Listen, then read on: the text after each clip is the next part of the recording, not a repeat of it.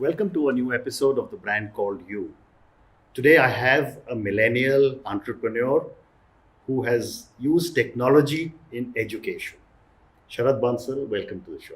Thank you so much, Ashton. Sharad is from IIT Delhi and he's the founder of Tinkerly, where his mandate or mission is to take the lab to the classroom to 5 million children. Uh, Sharad, your professor commented that you learned by rote in your coaching classes, and this got you to start Tinkerly. And you started with three other co-founders. Tell us about the incident and the early journey. Right. So, this incident was actually a series of incidents, and that it came to make us a decision.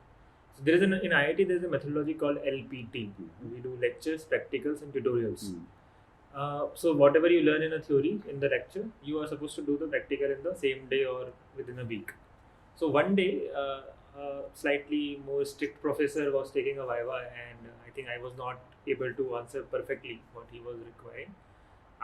So one thing he asked is that where you did your schooling from, and I said that different places I have been, and my 11th 12th was in the Kota. So that is the moment he said that okay, that is where your fundamentals are weak. Okay.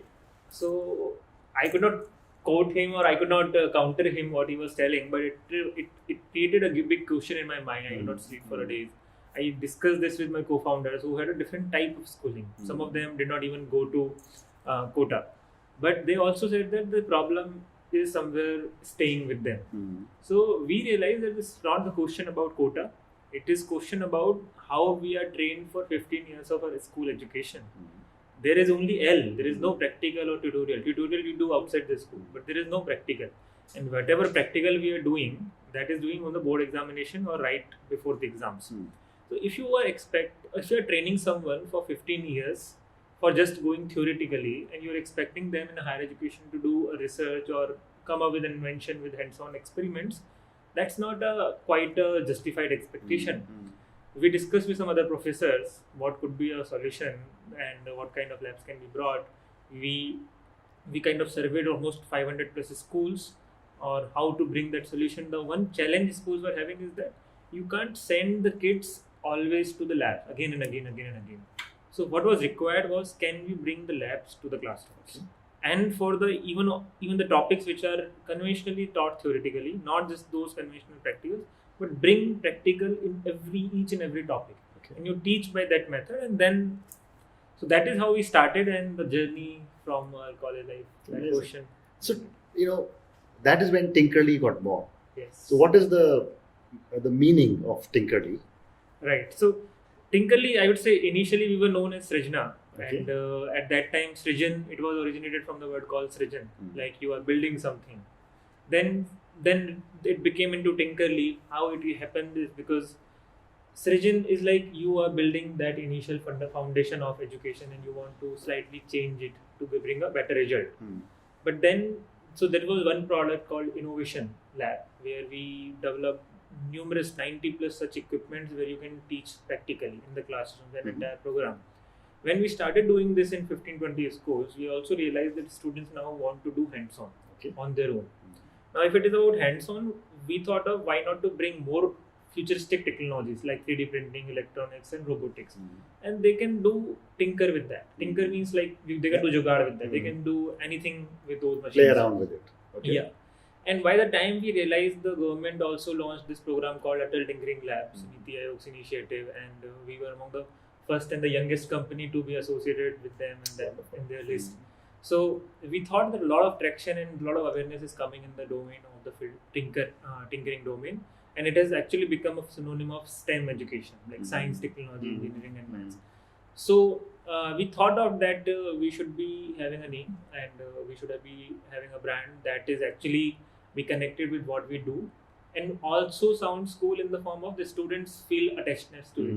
So a tinker plus an ly suffix brings and says that that's like you are in the habit of experimenting. Okay. You are in the habit of improvising something. And actually that's what we are doing. There is no wonderful. So, Sharad, which are the areas that these laboratories are? Which subjects are you experimenting with? So our overall focus is on STEM.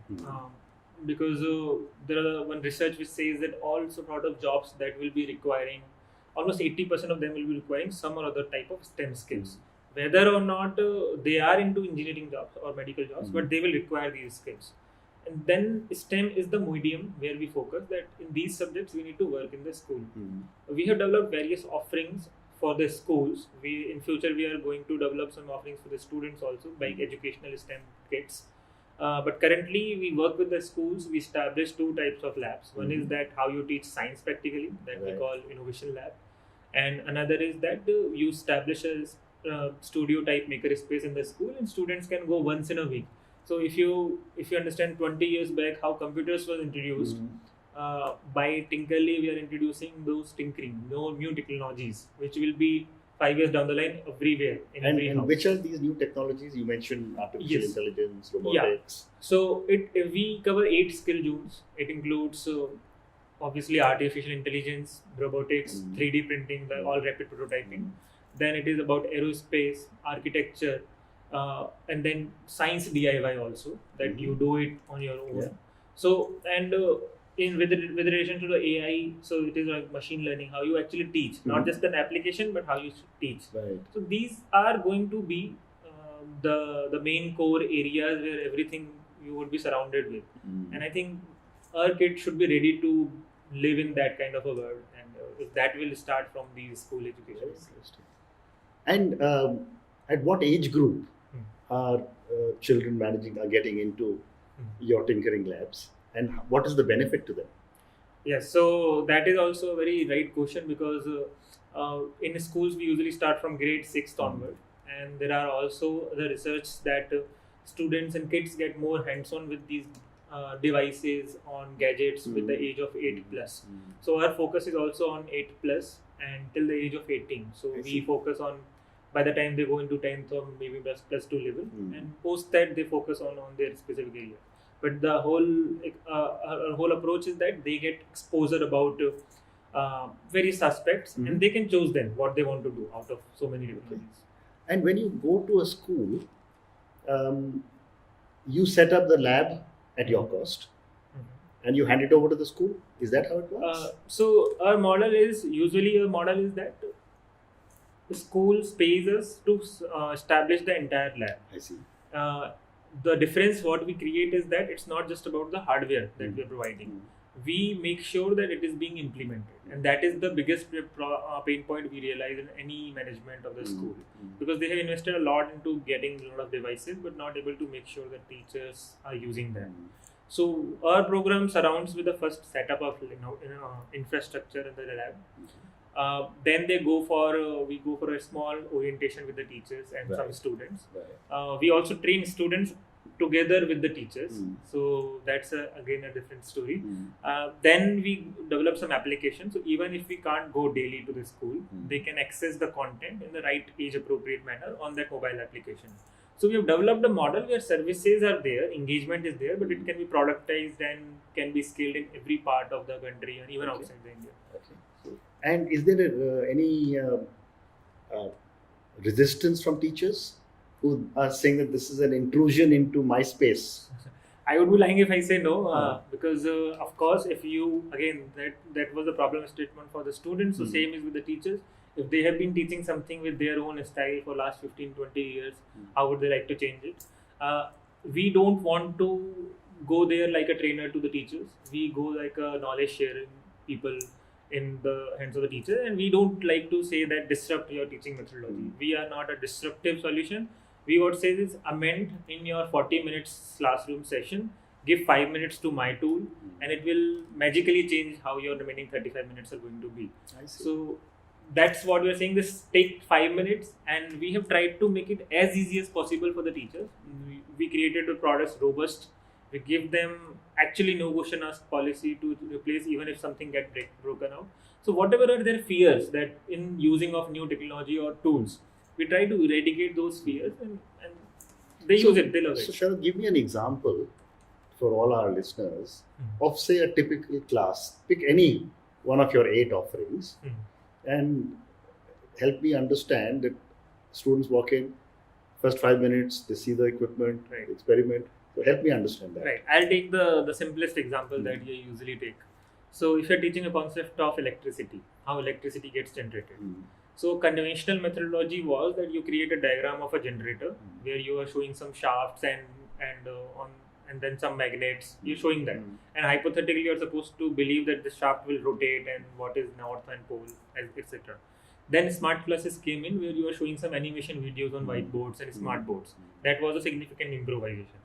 What we bring into the picture is that when you learn science, it should be real. Okay. If you see electricity getting generated, reality in the reality.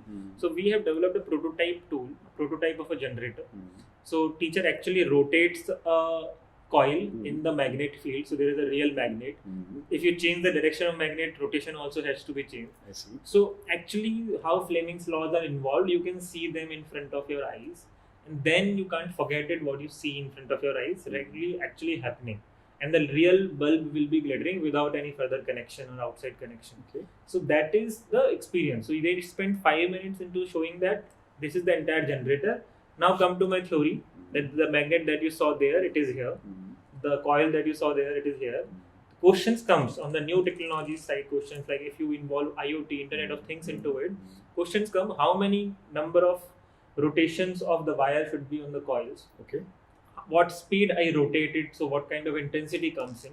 These are the further plays which teacher can do with the students, that think around these and think around these building solutions in your tinkering lab. But then the first beginning starts in the classroom, and once those 5 minutes are over, teacher goes through the entire their regular methodology. We have a practice sheet.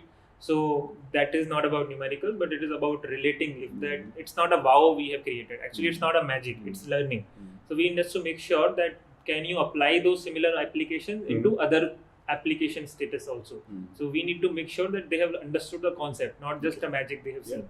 So that we do, and in say 4 to 5 months we take an assessment also, so that we can track that in addition to their regular learning outcomes, are their application skills or scientific skills are improvising. So we take care, and what is our target and our approach to working with the education is that the biggest challenge in education is whatever impact you measure, it comes in 1 year, a minimum 1 year. And as a startup, to be a lean enough, we need to make sure within a 15 days period that something is working or something is not working. There we involve technology with these assessments and teachers' application. There we involve that to make sure. Wow. So, you've been in existence now for about 3.5 years. There must be some students who have worked with you for 3.5 years. And you just mentioned that you do a lot of analytics to track. Have you tracked any students who have been with you for 3.5 years and compared them with students who have not had the benefit of Tinkerly? Yes. So one relation is that we did this comparison for various category of schools also, like a international school or like a small government school or a very affordable private school. So in first we realize is that in the learning methodology in all these three are same. Only difference is the infrastructure and the exposure. So that is not where we come into. Our focusing on the learning methodology. So one is they were on the same platform. Another thing, how we measured this is, so one school, this was a girls' school, that was our first client, and the challenge principal was facing us was that many of the girls' students in that year were preferring non-technical subjects in their +1, +2 with due reasons. She wanted that how we can make these subjects more interesting. They can pursue these subjects also, and they can equally score in those subjects. We worked with that school for 2 years, and there was 50% increment in the girls' student opting for a science or a science stream, maths and biology stream. Indirectly, there were learning outcomes improvement, 8 to 10% of learning outcomes improvement also. I cannot relate it that it was only because of me or the teachers' higher efforts. Sure. But what says to us is that increased interest is a victory, and that increased interest leads them to be handy with those equipment. So when these students come to the lab and being given exposure to more technologies, because they learned science well, so they can apply that science in those technologies. So that kind of enthusiasm, and first, the most important part is confidence. Because what you remind, you might not be that confident about it. Correct. What you have done, you are 100% confident. So you're familiar with it, so therefore, absolutely. Yes. So, you little earlier, you mentioned that you train teachers and students together. Hmm. How is that experience? Right. So this experience, I would say that this learning came from one of the school also, because in the conventional method, and we also started with that we are setting up a tinkering lab, and there would be all sort of technologies, and schools don't want to hire a new person, so we would be supposed to training their existing computer teacher or the science teacher. We used to do that. We used to work with them three days, 5 days, 7 days also. They understood everything, they learned everything, but they might not be using it. Not that excitement. One school, what we experiment is that we introduced 15 students along with 5 teachers. Okay.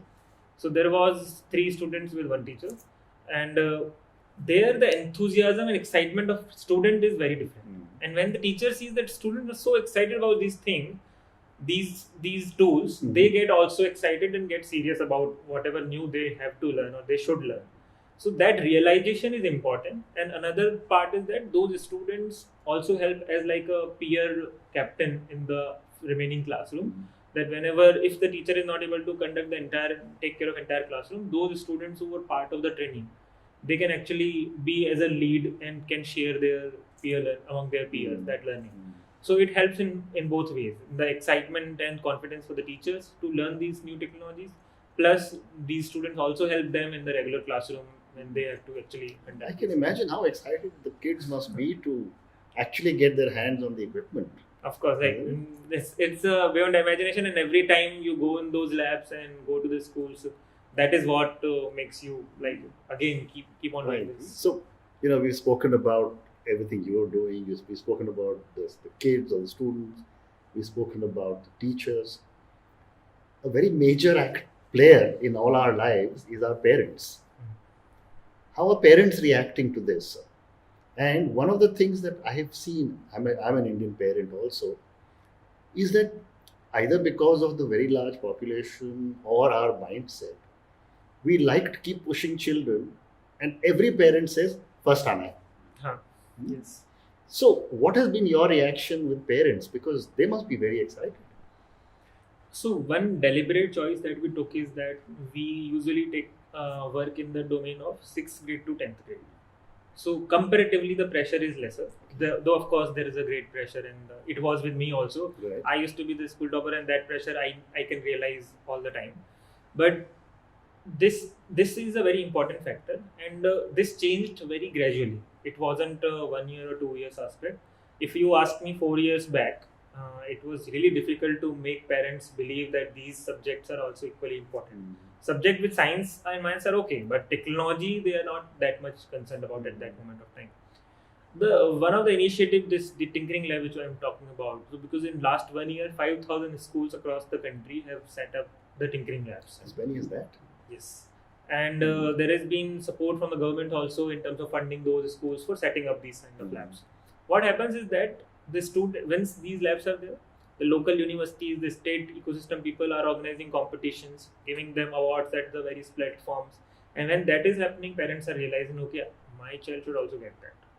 So that I say learning along with the acknowledgement of that learning is now coming. So if you don't see that acknowledgement in the exams, but you can see that acknowledgement in terms of those prizes or the awards or those media stories, they are able to see that actually it is benefiting. And when that is happening, we actually seen parents coming to us directly that if my school is not having this, can you bring something which I can use at my home? So the awareness level is different. And in another aspect, when we talk about basic teaching methodology, like I gave you example of generator. They said it was nothing and not available in my time. Yeah. It wasn't available in our time also. And when they see, okay, this is something which can be available, they imagine that what difference they could have done if they would have seen such equipments and such kind of interest. So they always want that such exposure would be so beneficial. Whether or not directly or indirectly you can relate it with the marks, but it is certainly going to help in the confidence of that child. And parents are well aware now. In last 3 years, parents are well aware about these new methodologies and co-curricular activities. And education has been a very highly controlled subject of the government. And our education inspectors are very, very tough about tinkering with education. What has their response been to this? Yes, so I think this wasn't very much kind of a concern that came to us, because I think first time when we started in like last final year of our college, we started with the government institutions and government. We started to reaching out to government of Rajasthan. We got a lot of support there, but then people got transferred, got changed, and we were not even experienced enough to do that. When we did in the private school, actually there is not much interference. There was always a slight motivation that okay, you should do some practical, there should be some marks of the practical. The progressive management used to think that they should take it seriously and actually conduct some practical aspects, so they were early adopters. There was one setback when again this grading system got away, and then again board examinations came into picture, so suddenly pressure came to the management that we again need to focus on the marks and that. So there was some push from the parents because of that policy change. But then again, in parallel, government also introduced some parameters like these tinkering labs, and there is a Rashtriya Avishkar Abhiyan. So such initiatives also came in parallel. So that was able to bring that to a common platform. And another interesting subject that is going to come is that AI in the curriculum of 9th and 10th grade. They are experimenting that in. So these are the initiatives. You cannot say that these are the core of their marking scheme, but at least these initiatives give the equal opportunity to the progressive school managements that they actually want to provide that resources to their child, and that is where the parents want to see it. Very interesting. So, moving to the next part of our show, talk to you a little bit about you. You know, you and your other three co-founders are from the most aspirational institution, IIT. You must be comparing notes with a lot of people who have either joined the corporate sector or who have gone overseas. Have you ever wondered, did I make the right choice? So it was my choice. That was one of my mentors says that when you take that choice, you take the advice of everyone. But when you take your choice, you take your decision, you always back it. So of course there was not a question about it. I thought there was support from the family as well. But what is more important is that what I love being in the entrepreneurial life, and instead of choosing a corporate life, is that I have the power to make the change at the very beginning of my career, which might be to actually change something in the corporate would have taken me 5-6 years, or actually 7-8 years to reach at a managerial level. That was the one positive. If I say negative would be that in the corporate you would have got trained or well mentored with a step-by-step process, but here you take risks and you learn from your mistakes. So there was a balance, but since it was my deliberate choice that I want to take equal opportunities and want to take more risks in the beginning of my career, that is something it's fulfilling and it's same throughout those 2 years. So, as a young startup entrepreneur, what were some of your challenges as you were building Tinkerly? See, as in any entrepreneur, I would say the first challenge is the team, the right partners. So we were fortunate and the lucky that we were the friends from the same college and got together. That was the first step. Second step was where you establish yourself and who will be your first customer. So by the time we were actually giving a major examinations, before that actually we got a client who was paying us. But we also had some, for example, some interns we had with us, but we were having no office. So challenges arise from different level. You don't have funds, you don't have customer, you have a product, some ideation level, you have a team, which is a beginning. The overall challenge is to bring everything together and at the same timing. Because if the timing mismatch, you have a team right now, but you have office 7 months down the line, maybe you might miss that team. So bringing your resources together at the same time is the biggest challenge, I think. And when you are growing as a team, because we grew up from those 4 co-founders to now a 50 members team.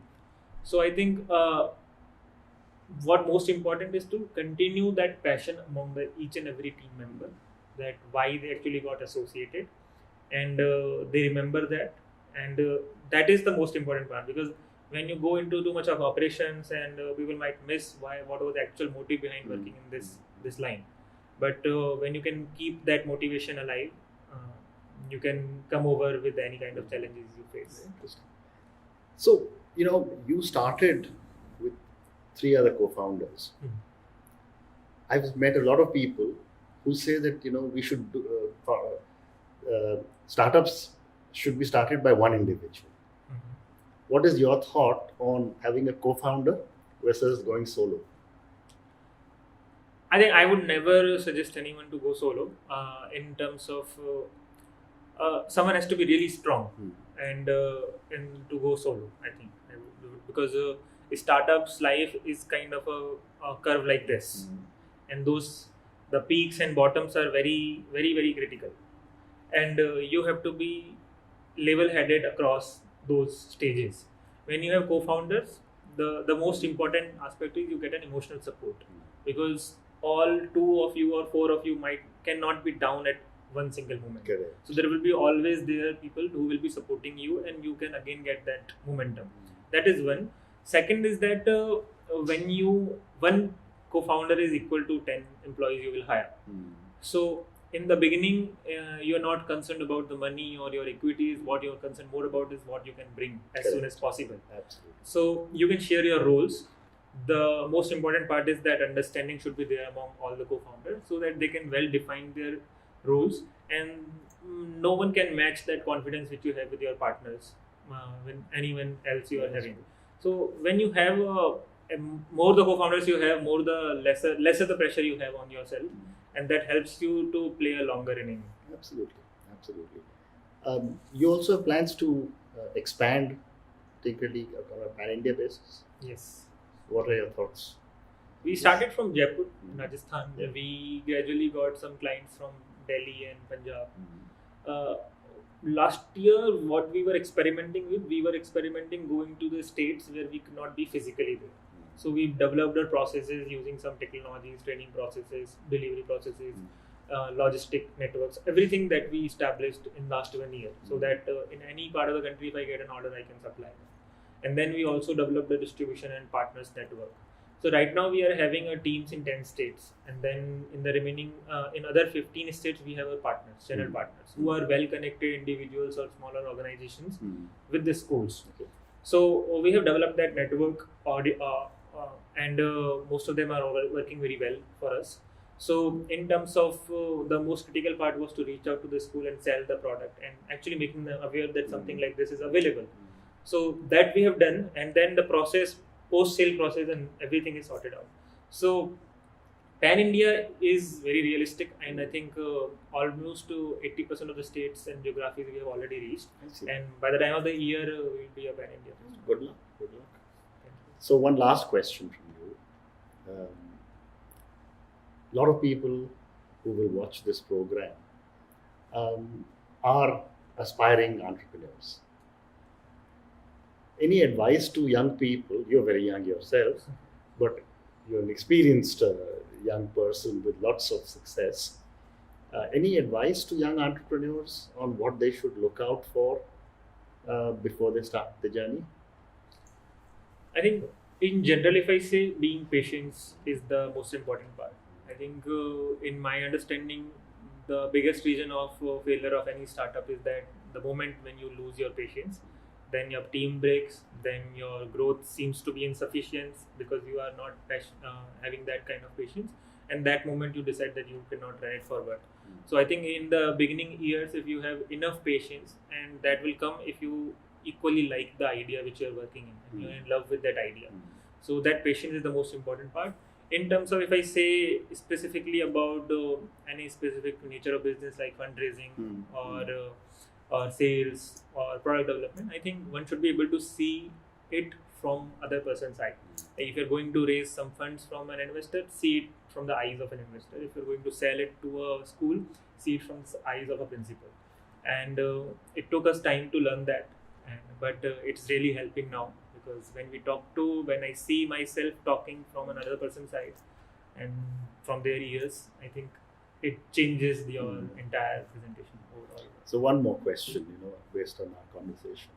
You spoke about a mentor. How important is it to have a mentor as a startup entrepreneur? I think it is very, very much important. And why it is important, especially if you are a young entrepreneur, it is then 10x more important.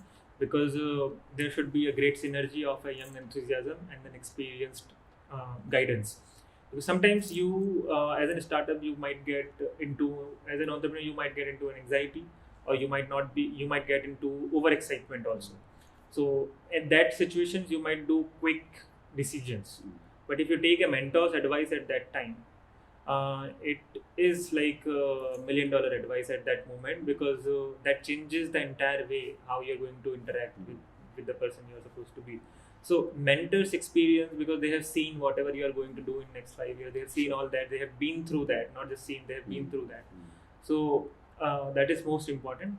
As an entrepreneur, they should be able to see that who should be the right person, what kind of background should be the right mentor for them, because what complements in their approach, what they look up to be, and because what they look up to be will give them the confidence into their advices, because they want to be like them. If so, their advices will obviously work for them.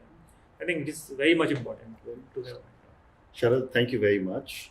Thank you so much, sir. I look forward to seeing Tinkerlys all over the country. Thank you. Lots of success to you. And talking to you, I almost wish I was back in school again. Thank you That's again. the excitement again. Right. It keeps Good luck. us alive. Thank you so much. Thank you for listening to the Brand Called You podcast. Be sure to visit tbcy.in to join the conversation, access show notes, and discover fantastic bonus content. You can follow us on YouTube, Twitter, Facebook, and Instagram. Simply search for the Brand Called You. Thank you and see you next week.